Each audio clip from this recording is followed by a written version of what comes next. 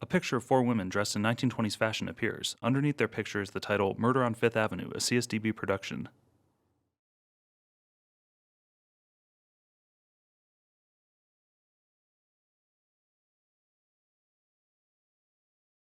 Stick figures appear over a red background.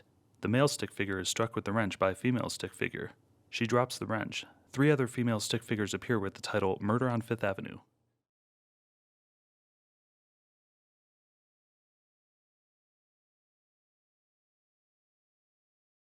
The words police station appear over a black background.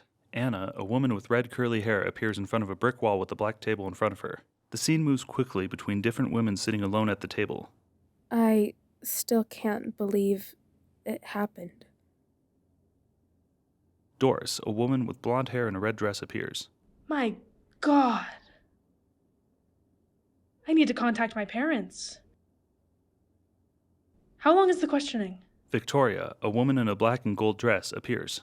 He's gone. Mary, a woman with a red dress and feathered hairpiece, appears. I don't understand. How is it possible Robert is dead? Anna appears. I worked for Robert.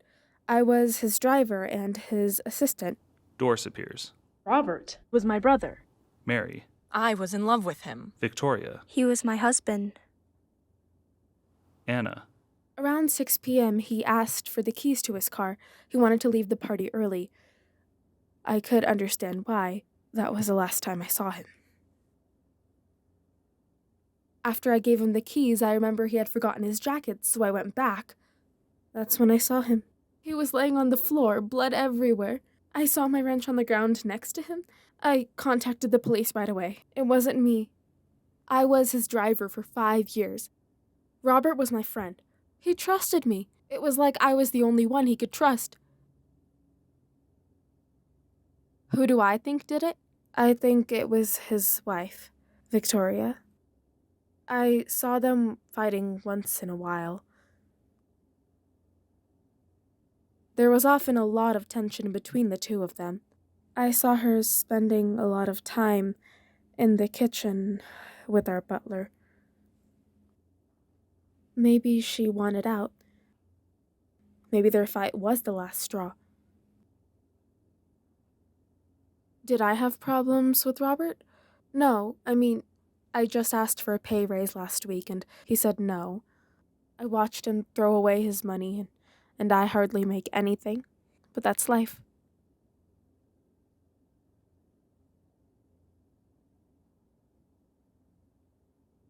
The rich get richer and the poor get poorer. My friend and I want to start our own business. I just need to save money for a few more months.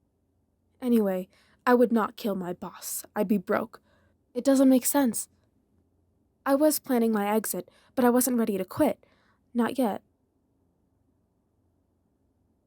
Do you have some water? Victoria.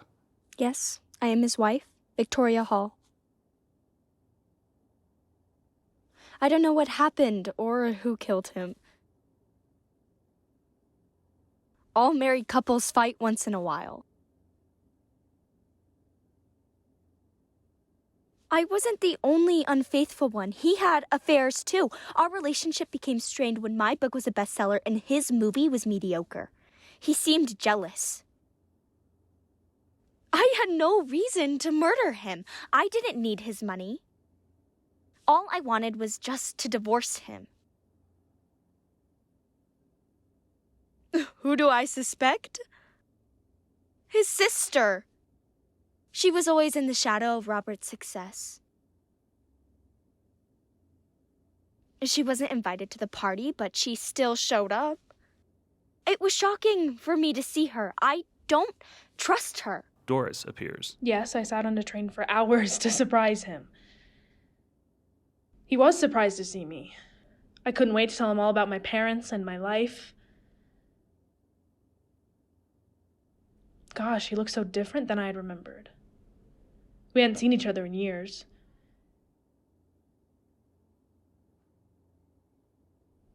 I can't believe I will never see him again. She breaks down and puts her head down on the table.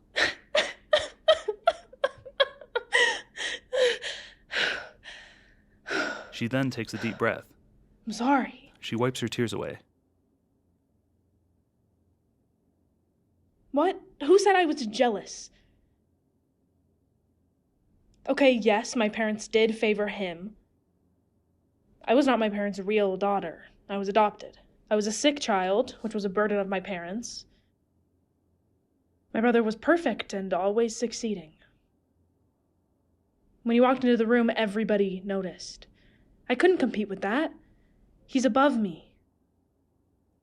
But I moved on. I studied to become a teacher. I have a classroom of students who I just adore. I'm happy. I'm happy for him. He took his path, I took mine. I loved my brother. Why would I want to kill him?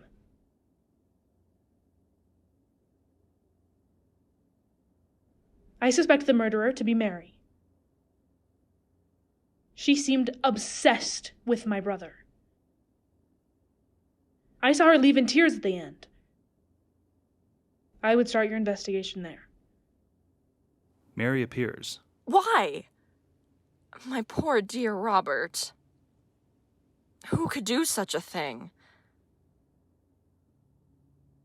She reaches into her purse and grabs a mirror, checks her appearance, and then places it back in her purse. Okay. I'm ready for your questions. I was the lead actress in a movie. That's how Robert and I met. We became close after that. Very close. We had something really special. Something different. Yes, I knew he was married. I didn't care about his wife, Victoria. I saw a broken man who needed love. I always appreciated him. She never appreciated him. I'll never forget the times we had together.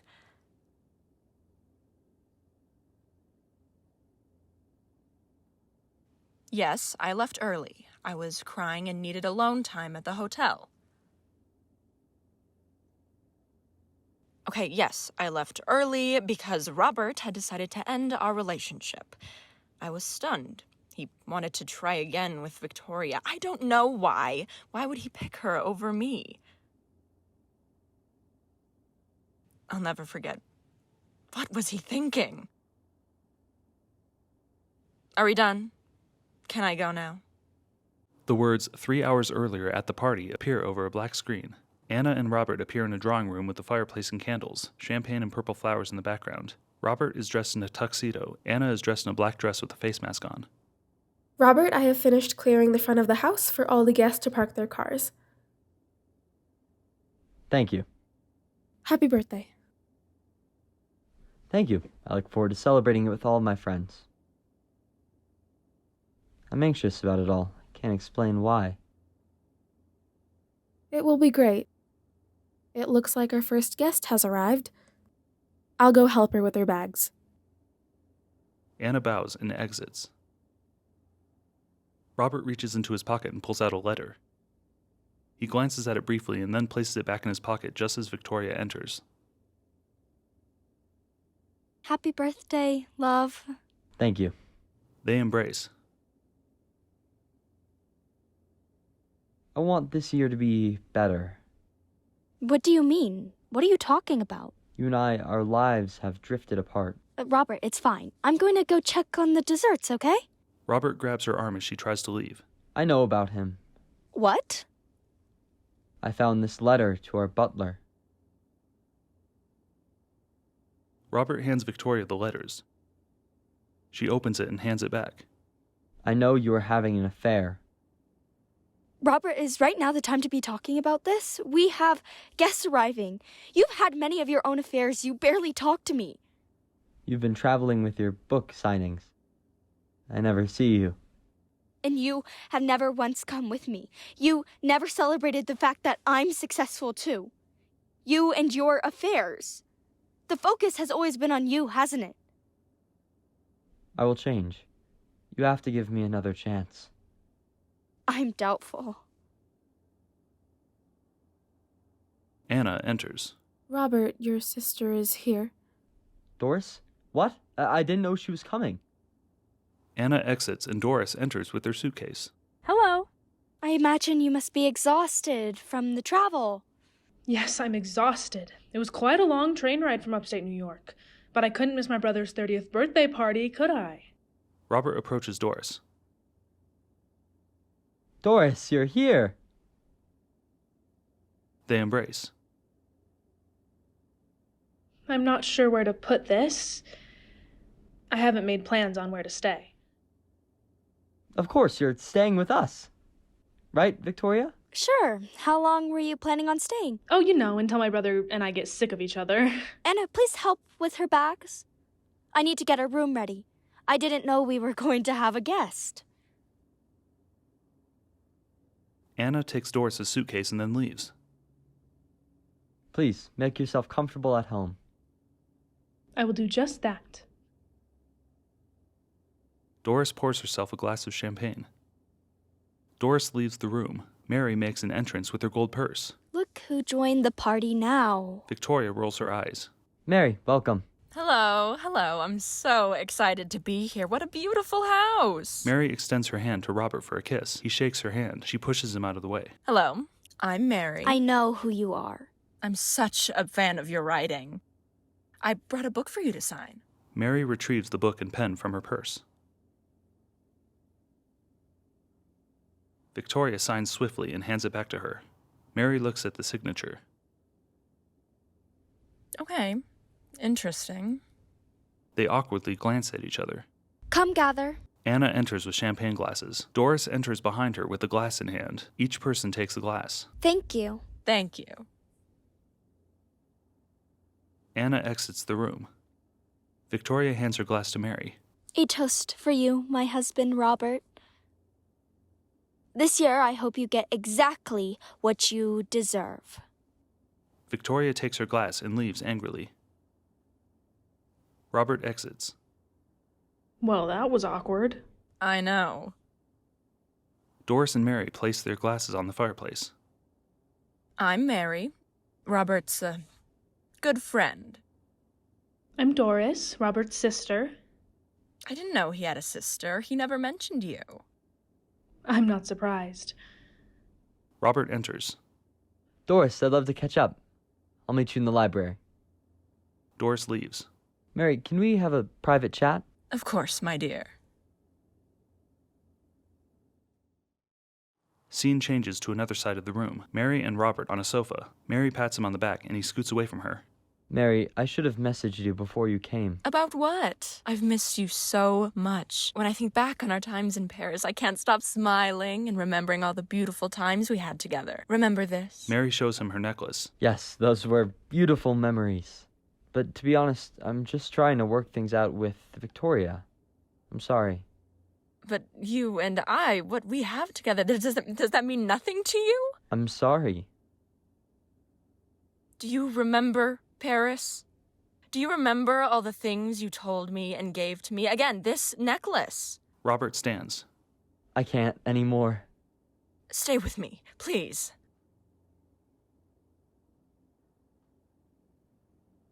Mary takes off her necklace and places it in his hand. Keep it. Doris enters. I'm sorry, am I interrupting something? You're interrupting nothing. Mary exits. Are you alright? Let's speak privately in the library.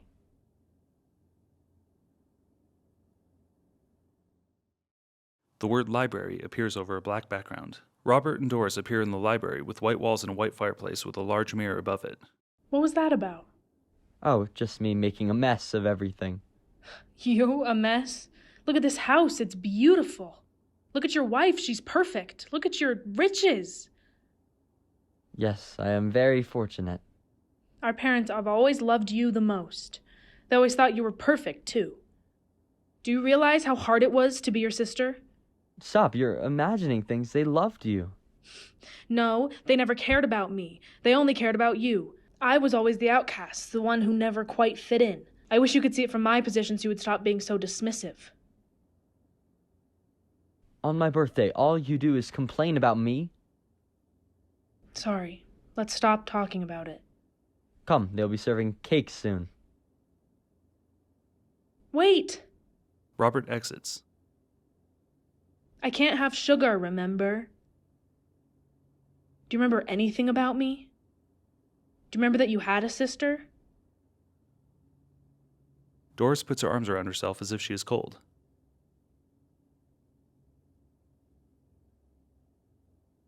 She moves to his desk and puts his coat on.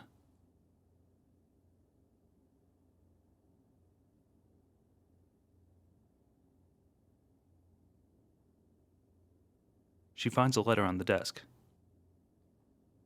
From my parents. To Robert. She folds the letter and places it in her coat pocket.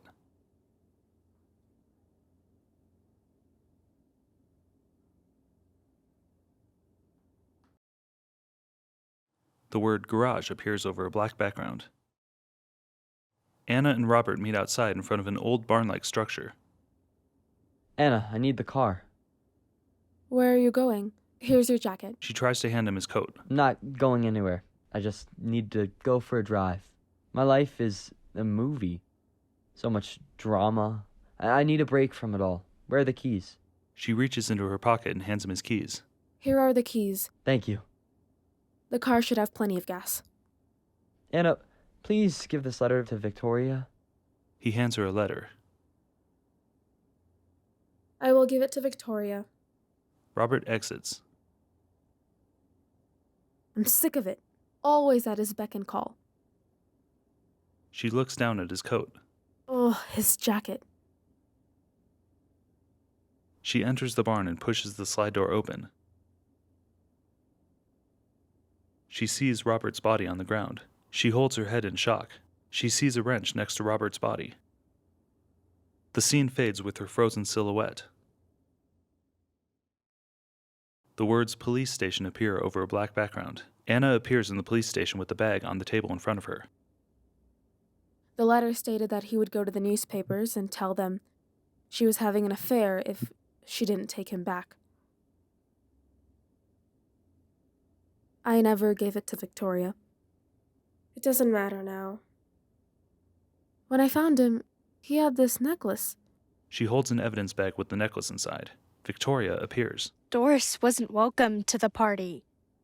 It was Doris! Doris appears. Mary was so upset and crying and full of rage. It was Mary. Case closed. Mary appears. Anna, she is the only one to have access to the tools. You said he was killed with the wrench. Of course, it was Anna. Doris looks at the evidence bag. She picks it up. I know who killed Robert. Doris leaves the scene with the evidence bag. Scene fades to black. All four women appear sitting at the table.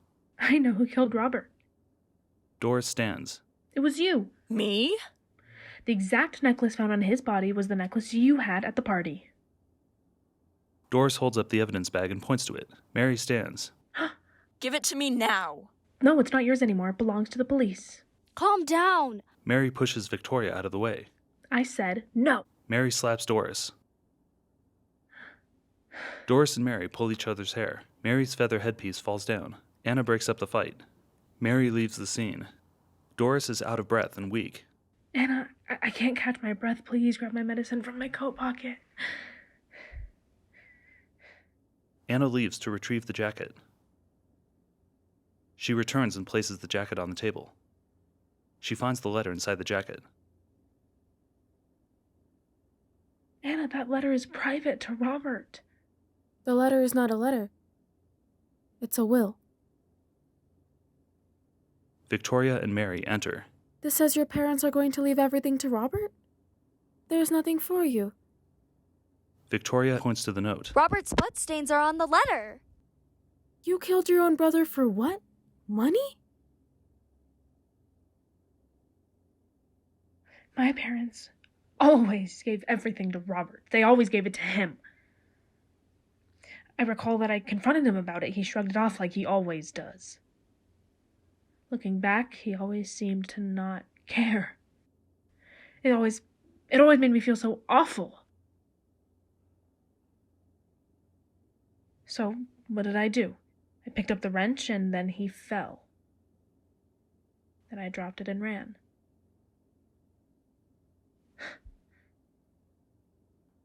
Well, guess what? He will never make me feel inadequate again. The scene freezes with Doris extending her arms for handcuffs with a smirk. Anna is holding up her hands in shock. Credit sequence. Cast in order of appearance. Kaylee as Anna Williams. Mariah as Victoria Hall. Grace as Doris Hall. Rosa as Mary Lopez. Andre as Richard Hall. Voice actors in order of appearance. Negha as Anna Williams. Sena as Victoria Hall. Addison as Doris Hall. Ren as Mary Lopez. Alex as Richard Hall. Written and directed by Julie Harrison.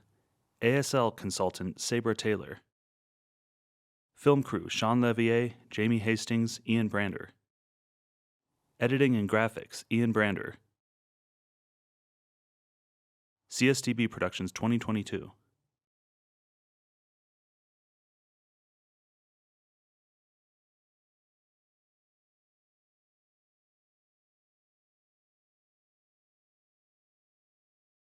Title: Bloopers. A director's clapperboard introduces the scene. Anna, sitting in the police station, breaks character and laughs. What? Victoria appears at the police station. Okay, I'm distracted. Clapperboard appears. Who killed? Did I kill? Victoria sticks her tongue out and collapses her head on the table. I forgot some things. Mary pounds her hand on the table, smiling.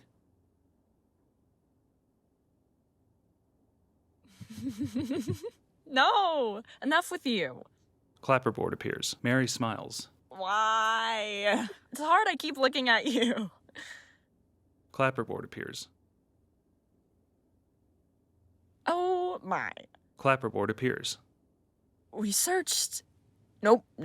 Let's do it again. At the party, Robert and Anna appear. The parked cars. Robert points at someone off screen. Anna laughs. Clapperboard appears. Robert, Doris, and Anna are on screen. Anna exits. Doris attempts to enter. They look at the director off screen. Clapperboard enters. Robert, Victoria, and Doris are on screen. I forgot the next line. Clapperboard appears. Doris attempts to pour champagne next to Robert and Victoria and breaks character. Next cut. Victoria, Robert, and Mary. Hi. Mary talks to the director. Next, what do I say for the next line? The director appears on screen. Is my entrance here? The clapperboard appears. Mary, Victoria, and Robert are in the scene. I can't. Mary leaves the scene, laughing. The toast scene. Victoria, Mary, Robert, and Doris are on screen. A toast for... Victoria trips backwards. All of the characters laugh. Look. Clapperboard appears. Next cut. Doris and Mary. Mary laughs. I forgot what I say. I forgot that I said my friend over there.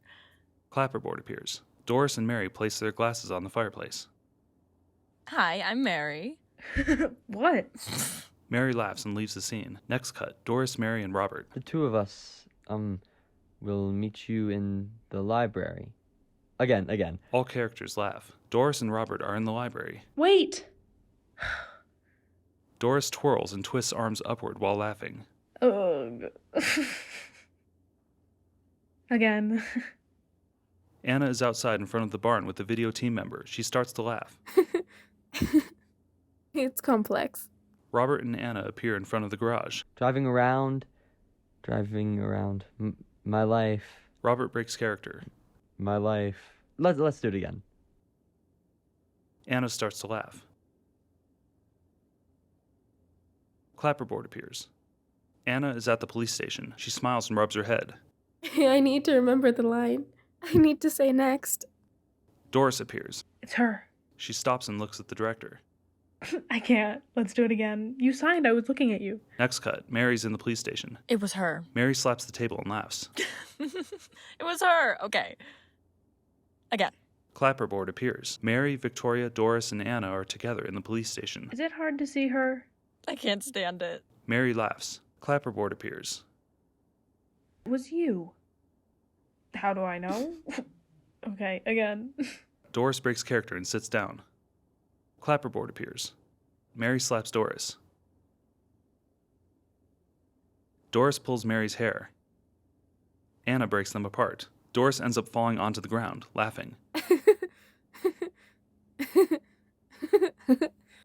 New cut. Mary attempts to slap Doris but misses and collapses on the table in laughter. It's not yours, it's theirs.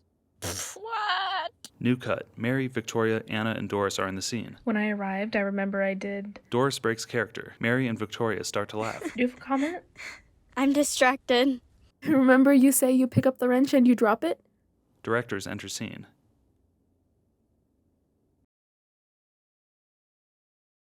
The same poster from the beginning of the film. A picture of 4 women dressed in 1920s fashion. Underneath their picture is the title Murder on Fifth Avenue, a CSDB production.